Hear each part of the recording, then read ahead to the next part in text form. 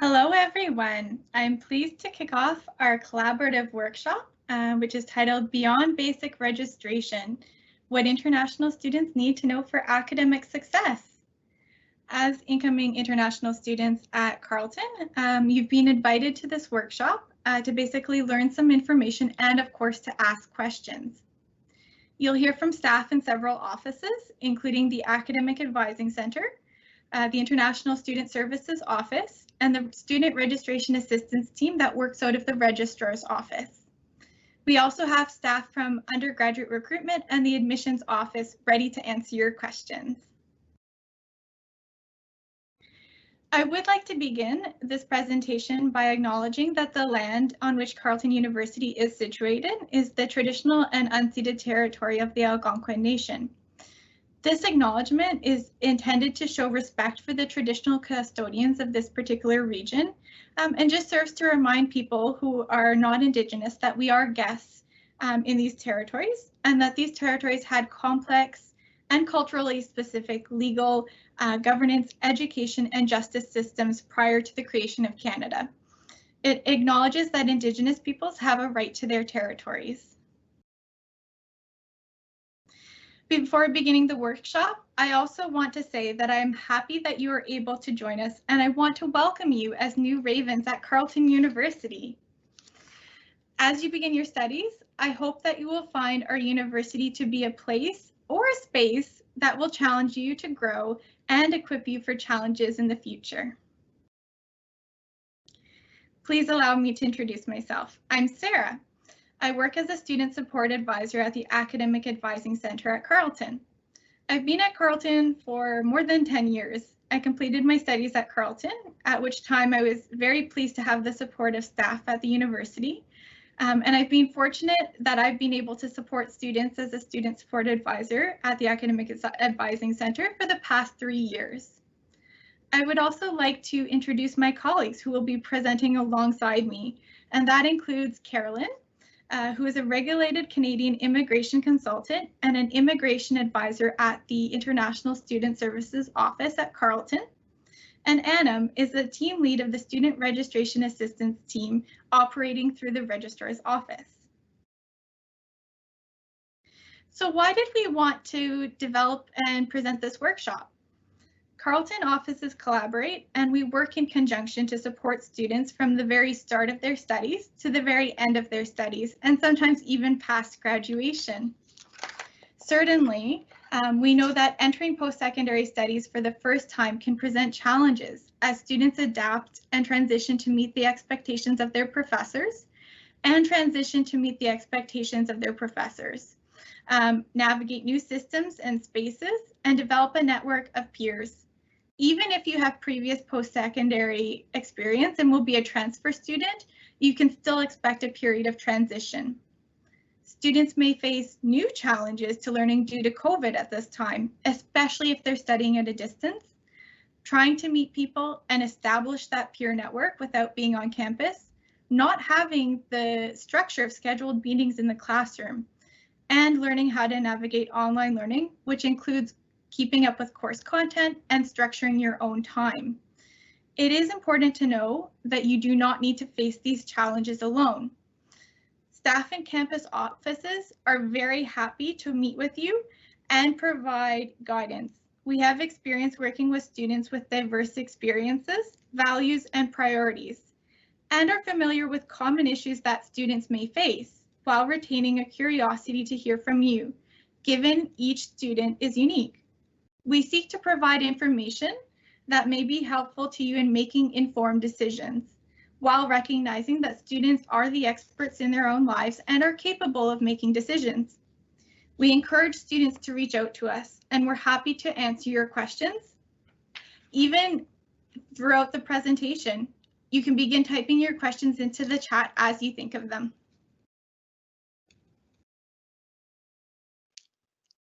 Thank you, Sarah. Those are all excellent reasons why any incoming undergraduate student can benefit from this session. I'm going to add a few additional considerations for international students. At this time, many students are uncertain whether they'll be able to arrive in Canada in time for the start of classes at Carleton on September 8th. We know that you may be wondering about how to choose your courses in light of this uncertainty. Beyond understanding the registration process and learning tips for academic success, international students need to know a few basic concepts about the relationship between registration status and their immigration status in Canada. And perhaps most importantly, we want you to know that Carleton has an office where you can get answers and supports on immigration issues. That is the International Student Services Office. I'm here to answer your questions today. My colleagues and I on the immigration advising team are always available to you.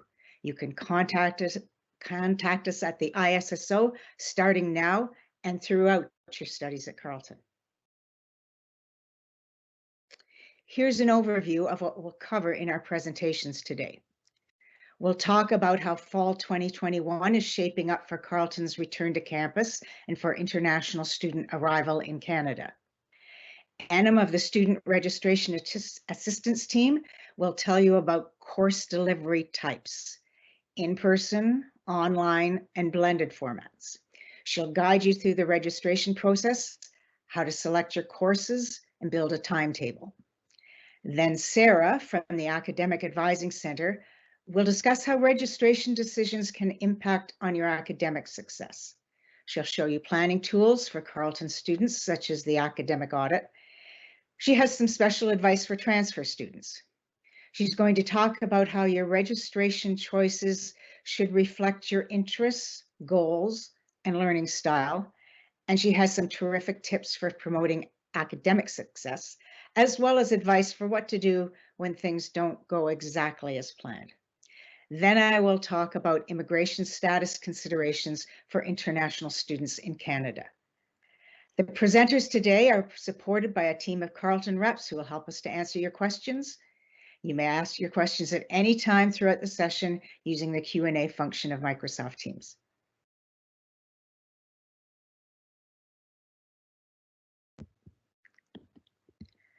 So we're looking forward to fall 2021 after a very unusual year when few students and staff have been on our beautiful Carleton University campus.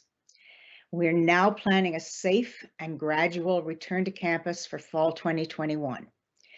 These plans are, of course, subject to government regulations and public health directives related to COVID-19, because despite recent improvements such as fewer cases and more people vaccinated, COVID-19 is still with us. Carleton generally is recommending that students try to be in Ottawa for the fall term, while recognizing that medical reasons or immigration reasons or travel restrictions may limit the ability of some students to do so. A significant proportion of courses, and in particular smaller classes, seminars, and labs, will be offered on campus in a safe way in fall 2021. The university is planning a more significant return to on-campus for winter 2022. We know that international students may not have their visas in time. Travel may be very difficult or expensive, or students may not yet feel safe. For fall, online options will be available for students who are unable to be on campus. That does not mean that every course will have an online option, or at least one that is 100% online. When your courses are online, it is possible to begin studies from outside of Canada while waiting for your study permit decision, while it's being processed, or after getting the decision and getting ready to travel. A study permit is not required by Carleton or for immigration purposes if you are not in Canada. If you select all online courses by preference or because you are waiting to come to Canada, I want you to know that Carleton students may travel to Canada once they have their visas, even if all their courses are in an online format.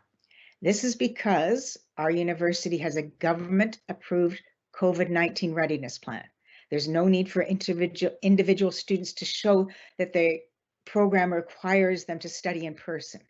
If you're a Carleton student registered in the fall term, you may qualify for a travel exemption. There's quite a bit more to know about travel and quarantine. That is outside of our presentation today. I want you to know there's lots of ways to get that information. The ISSO's website is a place to start to get an overview. Whenever there are updates, those are highlighted in the ISSO's newsletter and in our SL Raven social media. The ISSO offers frequent question and answer sessions. Some are focused on immigration issues, some more on travel quarantine. Those are all listed on the ISSO's events calendar. Please become familiar with these options for getting information, and please stay in touch. The Government of Canada changes travel information frequently. In fact, we've learned today that there definitely will be changes prior to the time that students are getting ready to travel in August for the start of the fall term. Good changes, I think.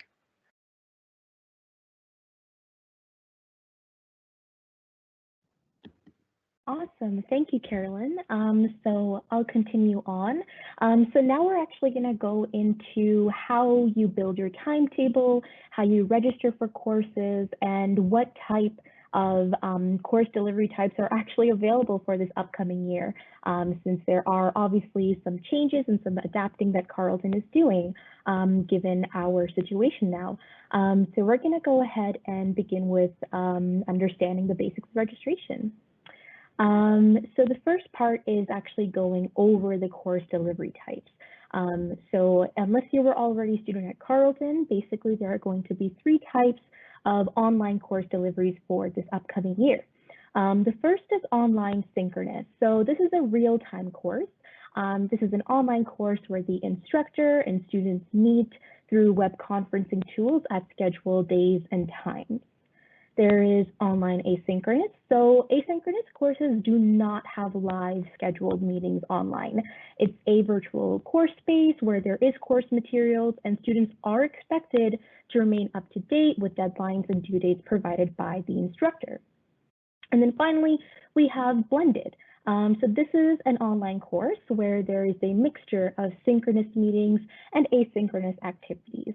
So students need to be prepared to meet some of the time online at scheduled days and times. And now we're going to review some of the in-person course offerings for this year. So the first is in-person with flexible attendance, and it's also known as HighFlex. This is a course that's offered simultaneously to both on-campus and students studying online by the same instructor. So students may choose how they will want to attend each class, whether it's in person or on campus through any kind of web conferencing tool like Zoom or Microsoft Teams. And students attending online may actively participate in the class. In person with alternatives for online students is another option. So this is a course that's offered in person. However, students studying online are welcome to register, and some special accommodations will be made for you, such as having recorded classes available for you to access, having only online assessments, any accommodations that need to be made as you would be an online student entering this section. And then in person with departmental permission for online students. So again, this is an in-person course. However, if you are a student and you can only remain online, you may be able to register. You will just need to contact the department offering the course for permission to register. And then finally, we have in-person, which is not suitable for online students. So only students who are able to attend the class in person should register in this section. If you're a student who can only remain online, this is not a section that would be recommended for you. So we're just going to quickly review a couple of important dates and deadlines. Please note that if you go on the Registrar's Office's website, you'll find a very big overview of all the relevant dates and deadlines available to students for each term. So the most important ones that I really want to touch upon here is the dates that you can actually begin your registration. So June 28th to 30th, 2021 is when registration opens for new incoming students. And July 5th to 8th, 2021 is when registration opens for returning students. And then your classes will begin in the fall term, so that is September 8th. And we'll go a little bit more into the drop deadlines at the end of the presentation. So in terms of actually getting started with registration, what you need to know is when you can actually begin to register for your courses. So when you go on to Carleton Central, which is the portal where you will build your courses and where you will register for your courses, it's just central.carleton.ca. Once you log in there, you can click on the Getting Started page. And this page will show your time ticket, which is the earliest date and time that you can begin your registration. So for example, in this case, the student's time ticket is June 24th at 3:30 p.m. Your program and class will also appear on this page, as well as if you have any holds or statuses that prevent registration.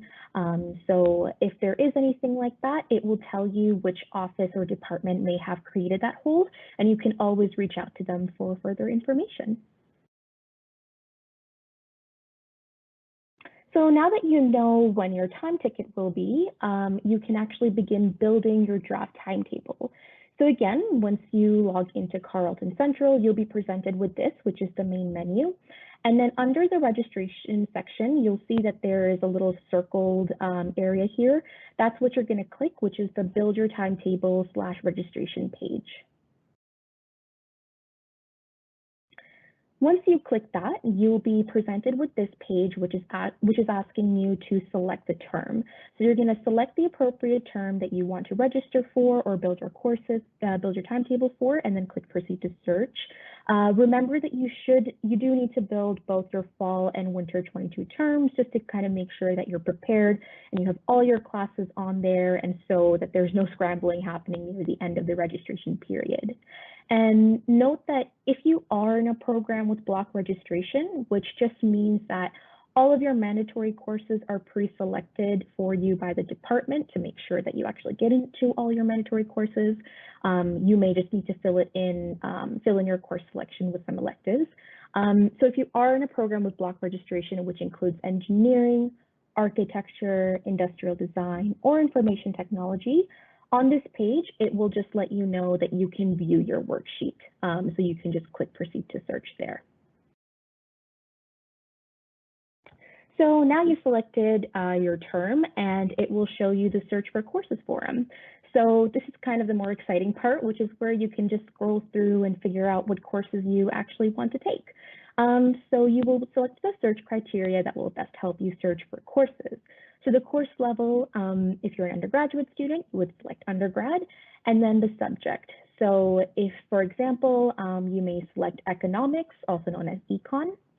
And then for course number, you can put in 1 if you don't really know what course you want to take, but you know it needs to be around the first year level. So 1 will show you all the first year level courses. But if you know exactly what you need to take, for example, 1001, you can type that into course number. And then the special criteria just kind of helps you specify particular parameters. So things such as show courses that are open for registration. And then manage unavailable times allows you to set up a time in your draft timetable for when you're unavailable when searching for courses. And once you have all the criteria that you want selected, you can just click search. This will then bring you with the search results for any criteria that you put in there. And as you can see, it shows you the subject, the title, and the schedule. So it lets you know if it's actually a lecture, if it's a discussion group, if it's a tutorial, all of that, it will show you right here. And so whatever you want to select, you can just click a check mark on those boxes and then click Proceed to Worksheet. This will then bring you to your course worksheet.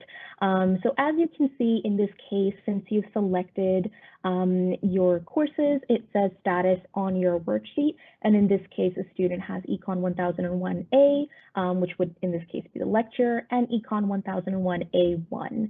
And anything that has a number with a letter, that basically means it might be a discussion group or a lab. But in this case, since it's economics, it wouldn't be a lab, it's just a discussion group.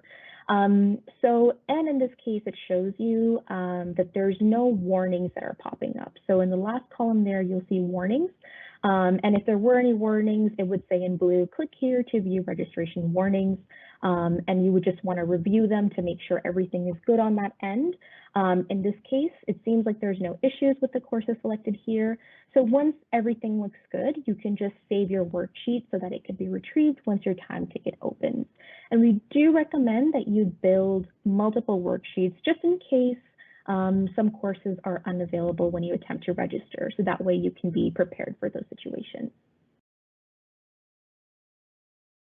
And on that same page, if you scroll down, it'll actually show you a graphic, a visual of your timetable.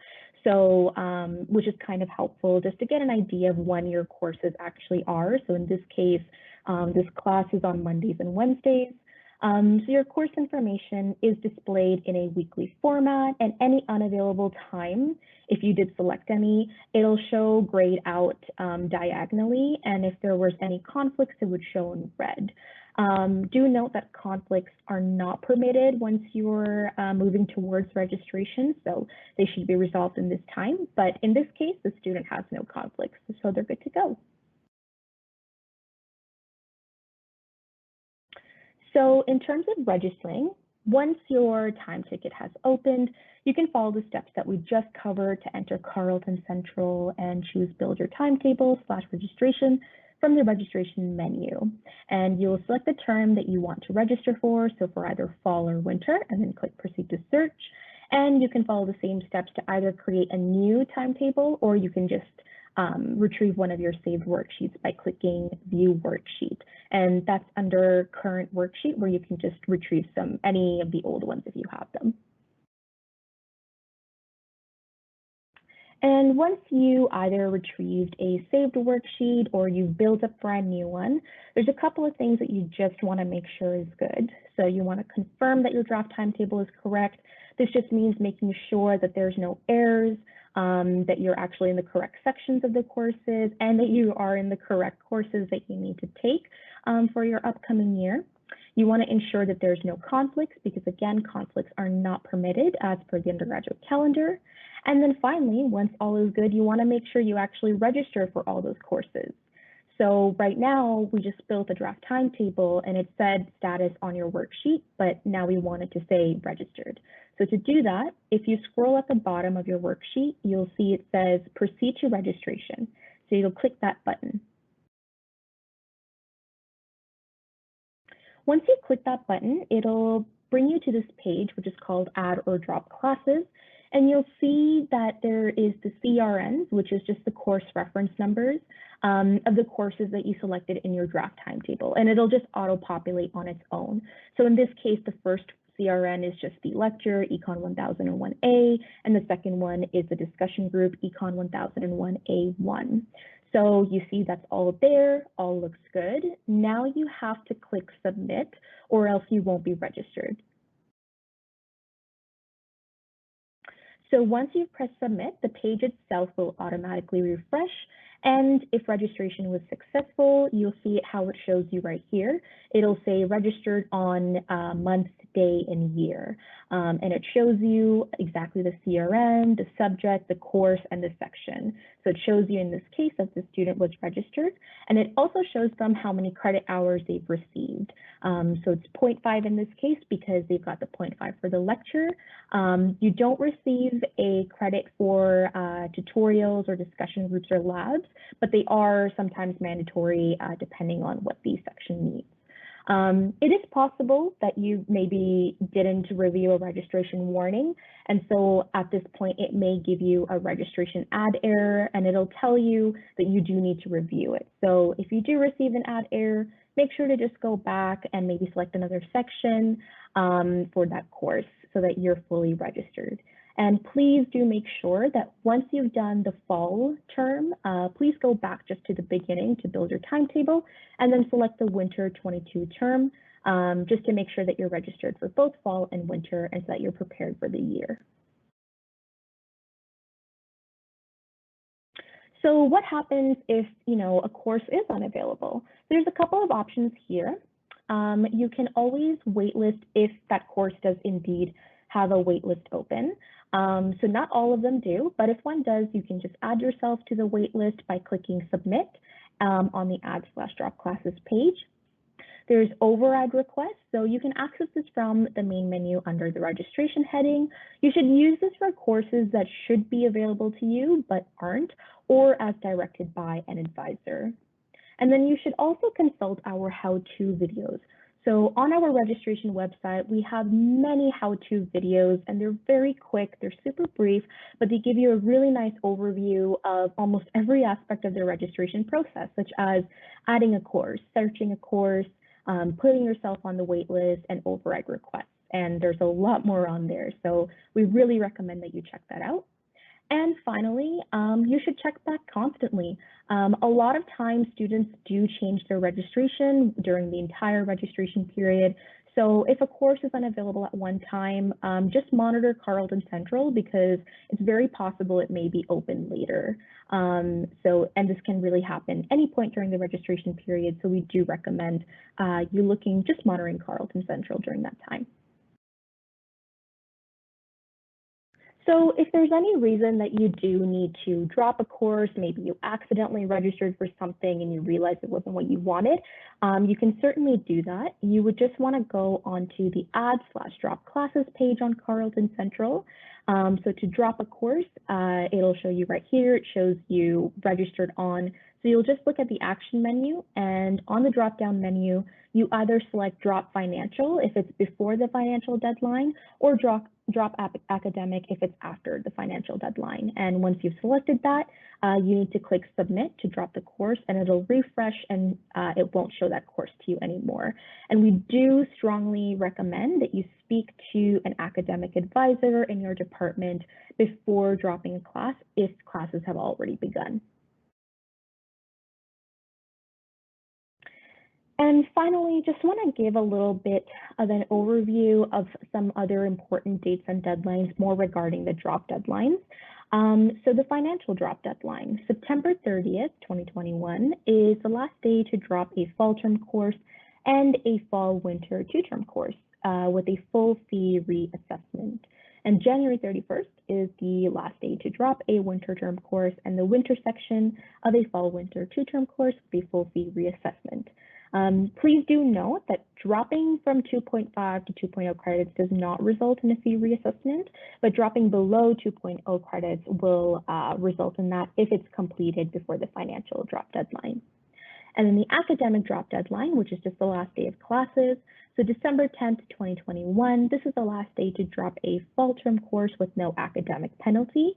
And then April 12th, 2022 is the last day to drop a winter term and a fall/winter 2-term course with no academic penalty. And if you do want to kind of review these deadlines, just make sure you're familiar with them, you can always find them on our registration page. They're just called the dates and deadlines. And so that's kind of a wrap on our registration portion of our presentation. If you do have any questions related to registration, you can always contact the Student Registration Assistance team. We're also in the background right now helping out with any questions. So if you want to, you can always just pop them in now. We're operating basically the entire summer and a little bit into September. And you can always contact us via phone, which is 613-520-3500, and emailing us just to registrar@carleton.ca. I thank you very much for listening to this portion of the presentation, and I'll pass this on now to my colleague Sarah to continue on. Thank you so much, Anna, for giving us that information. That's fantastic. And the Student Registration Assistance team is just a great resource for students at Carleton. Additional resources that you may want to take a look at include the first year course selection guide, the academic audit, the Academic Status Report, or ASR, departmental advisors, as well as the Academic Advising Center, or AAC, which is where I work. So in terms of each of these resources, I'm going to go through each one and kind of give a little bit more information, starting with the first year course selection guides. If you're an incoming first year student without any previous post-secondary studies, you should be consulting the first year course selection guide, which is just essentially a list of programs with detailed information about how to structure your program. It shows kind of the most important courses to take, so that you're, having your first year of studies and ensuring that you have the foundational knowledge that you'll need to progress to upper year courses, given that many upper year courses will have a prerequisite. And a prerequisite just basically means that you may need to have taken one course before you can access another course. An example could be Psych 1001 and Psych 1002. A student in the Bachelor of Science or the Bachelor of Arts with a major in psychology should register in Psych 1001 in the fall term, and Psych 1002 in the winter term, because both of these courses are required for many upper year psychology courses such as Psych 2100.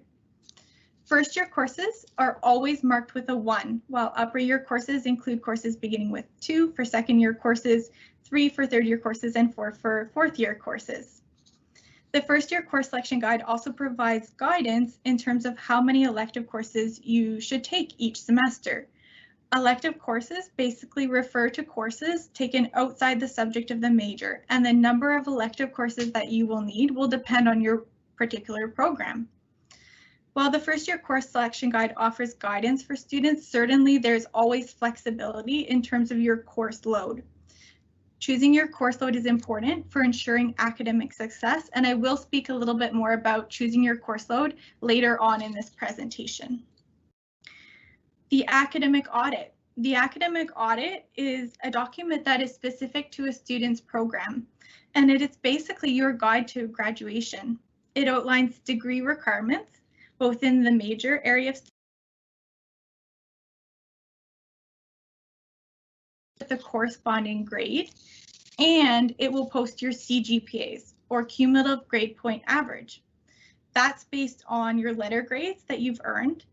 In other words, the audit provides a lot of information about your studies. The audit can also be used as a tool for registration. You should learn how to run your audit both before and after registering in courses each and every semester. You want to ensure basically that the courses you're taking are going to count where you think they should be in the audit, and that nothing is set aside on the audit. If you notice a section called courses set aside on your audit, that is very much a red flag to contact an academic advisor at the Academic Advising Center. The academic status report. The audit can be a complicated document, and the academic status report kind of helps provide the information in more of a user-friendly format. It will give warnings, such as when students are approaching the maximum number of credits allowed at the 1000 level for their program, and it'll also give notices when students should book an appointment with an academic advisor. The academic status report is not intended to replace the audit, but it can certainly help students in understanding the audit. We say that it complements the audit. You can learn to read your audit with your departmental advisor. Each department has their own advisor who has a lot of information about a particular program, including the prerequisites and course sequencing. In other words, the departmental advisor can tell you in what order you should be taking courses, and they can even help you map out your degree. The Academic Advising Center, which is where I work, is a centralized office that provides services to undergraduate students and special students at Carleton University. We meet with students who have concerns about their audit or concerns about their grades. We advise on CGPA requirements for the academic performance evaluation. We meet with students who are admitted with transfer credits.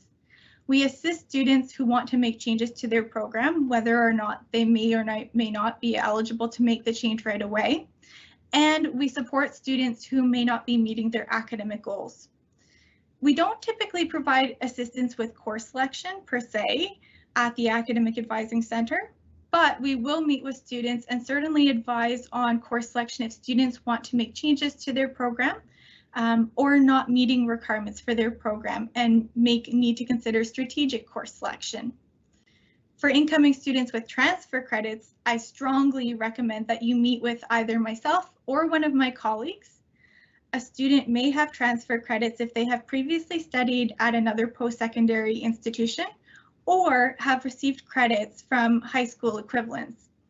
You should not be following the first year course selection guide if you have transfer credits. Since transfer credits are assessed through the admissions office, and our office won't necessarily have access to your previous records, it is best to book an appointment with us at the Academic Advising Center after the admissions office has kind of reviewed your transfer credits. We can take a look at where those transfer credits are sitting in the audit and make sure that you don't take a course for which you've already received credit.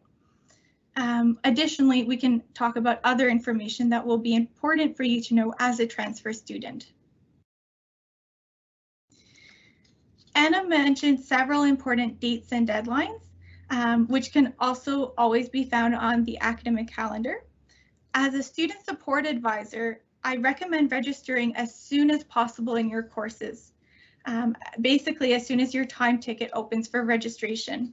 That means figuring out which courses you will need ahead of time and checking the first year course selection guide and contacting the student registration assistance team.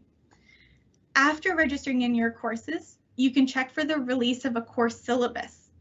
A course syllabus is essentially a document that outlines important information about a course. It'll include a description of the course, list the course readings, describe assignments and evaluations, including the weight of each evaluation, and it'll outline expectation for students. Professors may release the course syllabus ahead of time. Sometimes departments will post a course syllabus on their departmental website, and sometimes departmental advisors are able to provide a course syllabus upon request. It is a really good idea to read through the syllabus for each course ahead of time and to consider how the format of the course will mesh with your learning style. Even if you register in courses at the time of your time ticket, you can still make changes to your registration into the first month of the term. And again, the deadline for registration is always posted on the academic calendar. If you make changes to your registration before the start of the term, it is always recommended that you check for the availability of a substitute course before dropping the course that you registered in. Please remember that you should also be registering in both fall and winter courses at the same time. While you can make changes to your registration well into January, courses may become full, so it's always a good idea to register in courses as soon as possible. In terms of dropping courses, I do want to just differentiate between two different deadlines. There is always a financial withdrawal deadline early in the semester, and if you drop a course prior to the financial withdrawal deadline, you may be eligible for financial reimbursement for a course as outlined by Anna. You can still drop a course even after the financial withdrawal deadline, but you won't receive financial reimbursement for the course. Additionally, you would receive a notation of WDN, which just stands for withdrawn, on your transcript. WDN is a completely neutral notation, and sometimes it can be a very positive strategy for a student to drop a course after the financial withdrawal deadline, but before the academic withdrawal deadline, especially if students believe that they might receive a low grade in the D range or a discredit, which is essentially a fail in a course. Both letter grades of D and F will negatively impact a student's CGPAs, and both letter grades are below the average requirement for every program at Carleton. If you're concerned about your progress in a course, though, please don't hesitate to contact us at the Academic Advising Center. It's always a good idea to have a conversation with us. Is it better to keep a course, or is it potentially better to drop a course before the academic withdrawal deadline? We can discuss various considerations, which may include a referral to another campus office. For example, if a student receives any sort of funding, we would want to refer to the Awards and Financial Aid Office just to make sure there's no potential impact on their funding if they drop a course. Of course, as international students, it's always important that you follow up with the International Student Services Office prior to making any changes to your registration. It is important to know the academic withdrawal deadline each semester, and it will change each year. I recommend circling the date on your calendar. The academic withdrawal deadline always corresponds with the last day of classes each semester. Academic considerations for registration. So when selecting courses, it really is important to consider your degree requirements as posted on your audit, but you can also consider your interests, values, and goals when choosing courses. For example, students may have the option to declare a minor in addition to the major area of their studies. Most minors at Carleton are a total of 4.0 credits, and it may not be an additional 4.0 credits on top of your degree requirements. Instead, students may be able to be strategic and choose courses or elective courses that can also count towards a minor. A minor essentially shows that you have taken a number of courses in a secondary area of study. You may choose a minor out of interest, or you may choose a minor that you believe will help you in the future with your career. If you're interested in declaring a minor, please again contact us at the Academic Advising Center for more information.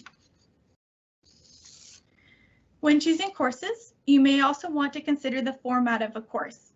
For example, some students may feel less comfortable with presentations, or some students may feel less comfortable with essay writing, and may therefore look for courses with different methods of evaluation. Check the syllabus before the start of classes, and that can kind of help guide you in terms of determining your schedule. Additionally, students should take time and reflect on their commitments when they're choosing a course load. In other words, you can ask yourself, how many courses do I want to take? Choosing an appropriate course load can be important for academic success. Many students believe that they have to take a full course load of 2.5 credits each semester, and that's not always the case. The Registrar's Office defines full-time studies based on registration and at least 1.5 credits each semester. It is important to know as well that most undergraduate programs do not have a time limit. Engineering is the only degree program at Carleton that actually has a deadline for completion. There are many reasons why a student may not want to take 2.5 credits each semester. As an incoming student at Carleton, you may want to consider taking fewer courses in your first semester of your studies.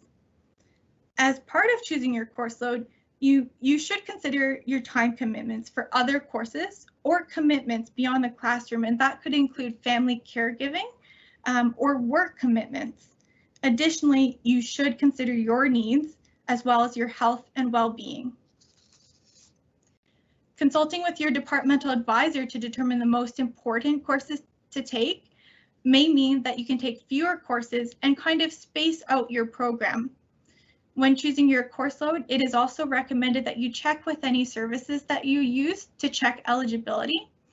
As international students, it's always important to consult with the International Student Services Office. Setting up for academic success. As you begin your studies, it's really important to take some time and set up. That means attending your lectures, even if they're asynchronous. Please don't wait to watch the lectures until a few weeks into the start of classes. Always ensure you're keeping up. I'm often asked how much time students should actually spend studying, and my answer is that students should spend a minimum of 2 hours studying or working on assignments for every 1 hour spent in class.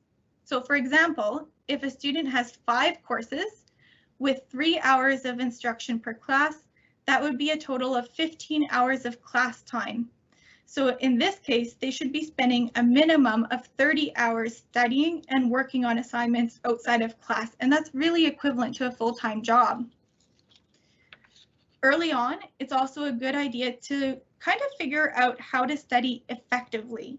And the Center for Student Academic Support is a fantastic resource that offers workshops to students on different topics, ranging from, how to take good notes in class, how to prepare for multiple choice tests or exams, even how to manage procrastination, which a lot of us have.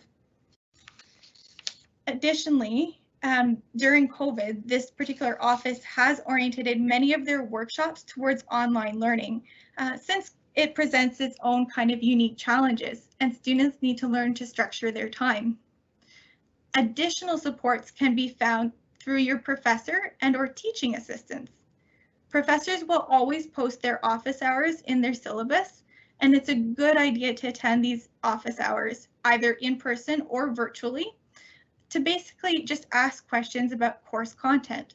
Professors are always eager to meet with students, and asking questions shows professors that a student is really engaged in the course and really wants to learn the material. Finally, please keep track of your academic progress. For each course, students should record their grades and the weight of the assignment so that they know how they are doing. Additionally, you may contact the professor or teaching assistant for suggestions on how to improve your work for future evaluations. As you complete courses, you will earn a letter grade for each course. Each letter grade is worth a number of points, depending on whether it's a 0.5 credit course or a 1.0 credit course. We basically add up all the points the student has earned, and we divide by the total number of credits attempted. That gives us the cumulative grade point average, or CGPA. For most programs, students will have an overall CGPA, which will be based on all of the letter grades counting in the audit, as well as a major CGPA, which will be based only on the courses counting towards major requirements. Students are evaluated at the academic performance evaluation, which is basically just the university's way of checking students are on track for graduation, because you will need certain CGPAs to be eligible to graduate in the future.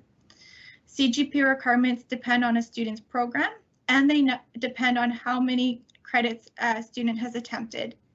CGPA requirements will increase as students become more comfortable at the university and as they take more classes. Students need to aim to meet these CGPA requirements to receive good standing at the academic performance evaluation whenever it's warranted. And what to do if your courses aren't going as planned.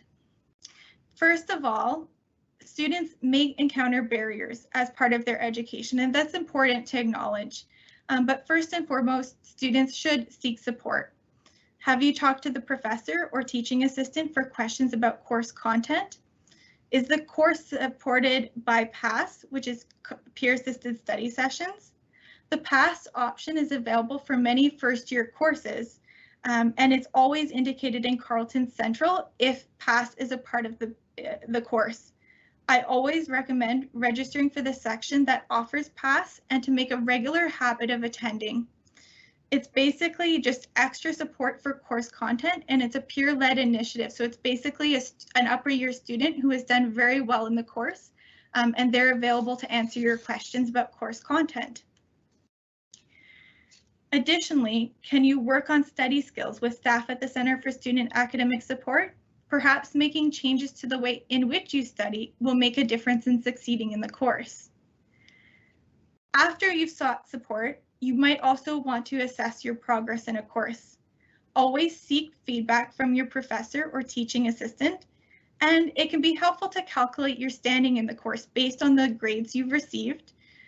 If you contact us at the Academic Advising Center, we're happy to help with this calculation.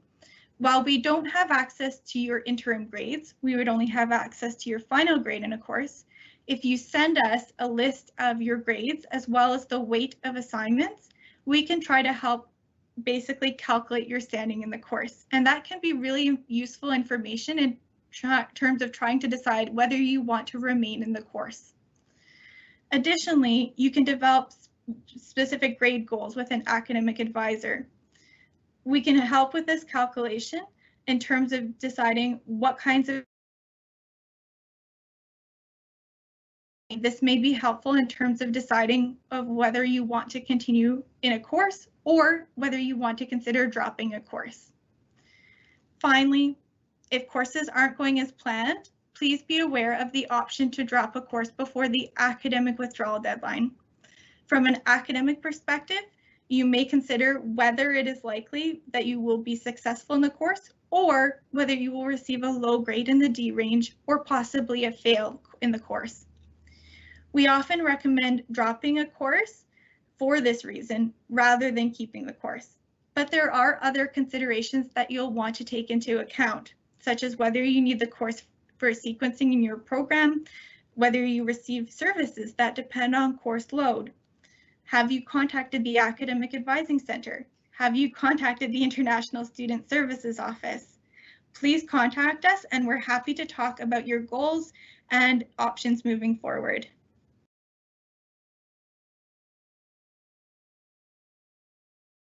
Thank you for those great tips, Sarah. To begin my segment, I've got to change the topic just a bit.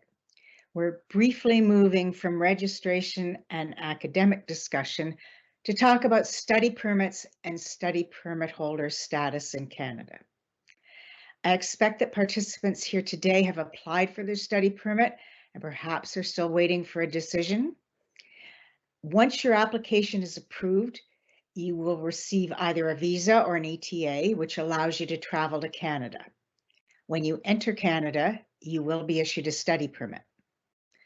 Once you hold a study permit, you are a temporary resident of Canada. The study permit allows you to stay in Canada, to study, and probably as a Carleton student to do some work as well.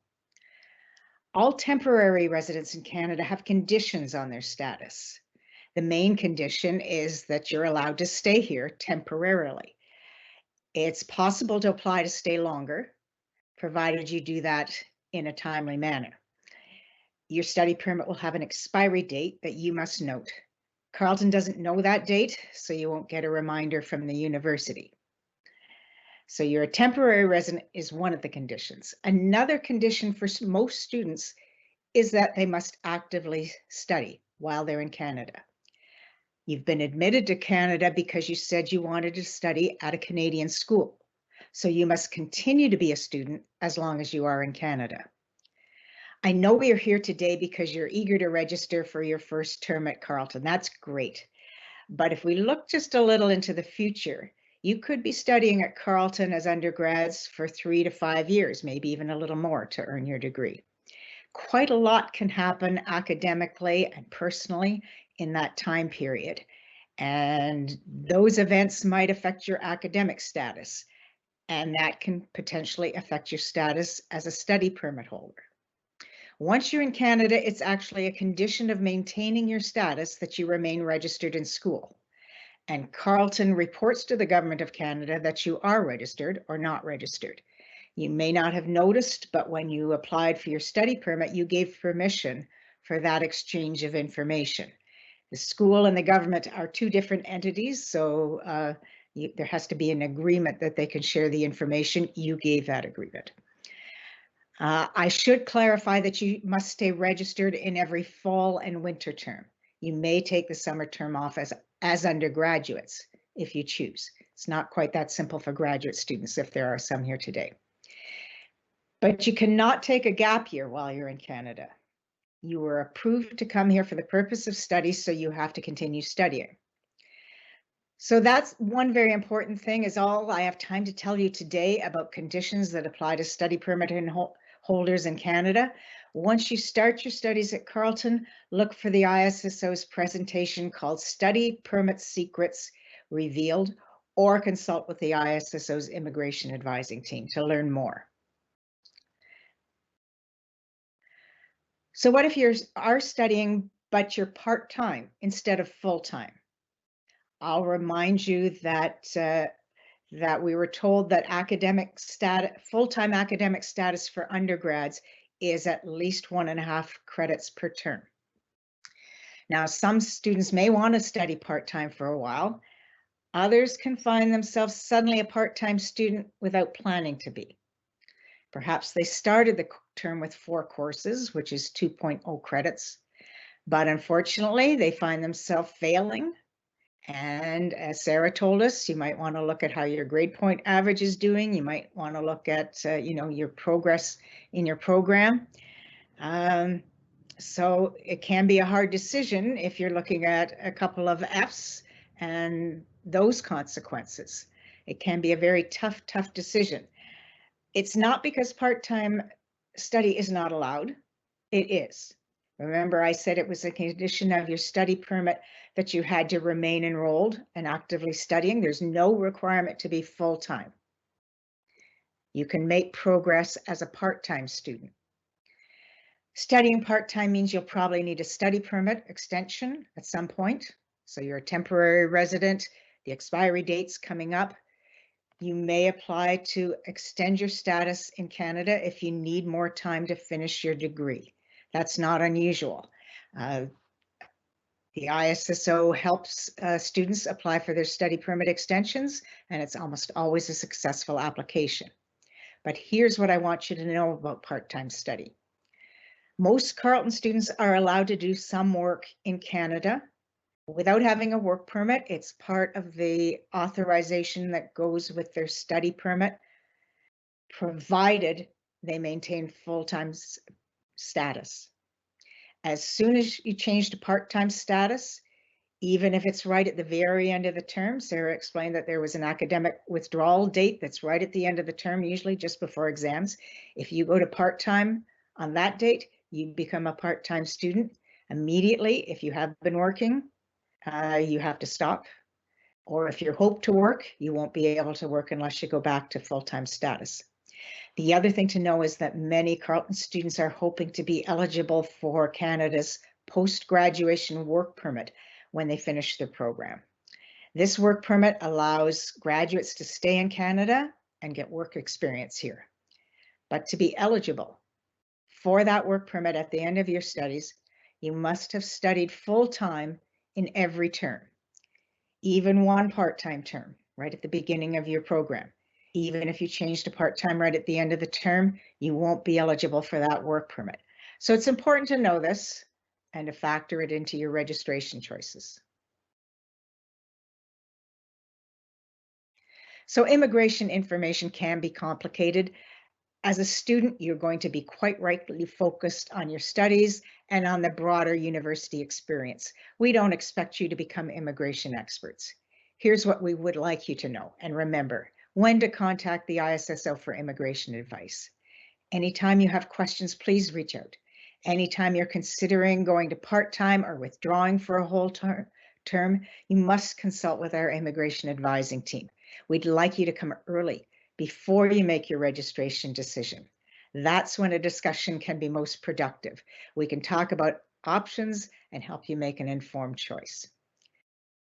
Now, our presentation today is coming to an end, but I'd like to emphasize that everyone presenting here today hopes that you'll stay connected with our offices leading up to fall 2021. As recommended, next steps. You're going to start choosing and registering for your courses. If you have questions about that, contact the Student Registration Assistance team as needed. If you're a transfer student, you might want to additionally contact the Academic Advising Center. The ISSO is offering iStart starting in July. This is the ISSO's free online self-paced orientation to student life in Canada and at Carleton. Please look for that. Register at the ISSO website. The ISSO is also planning an International Welcome Week. That's the week of August 30th to September 3rd. We're planning a week of interesting and instructional online sessions that week. Get informed about traveling to Canada if you're planning to travel in August. There's more than usual to know about travel to Canada and testing and possibly quarantine requirements at this time. So contact the ISSO, attend a Q&A session, register for pre-arrival support. That's part of, again, what qualifies you for a travel exemption. At the ISSO webpage, we ask you to register with our team for personal pre-arrival information and support. So here's how to contact us all. Each of our offices, you find the contact information on this screen. Thank you for your attention to our presentations. We will continue to take questions through the Q&A for the next while.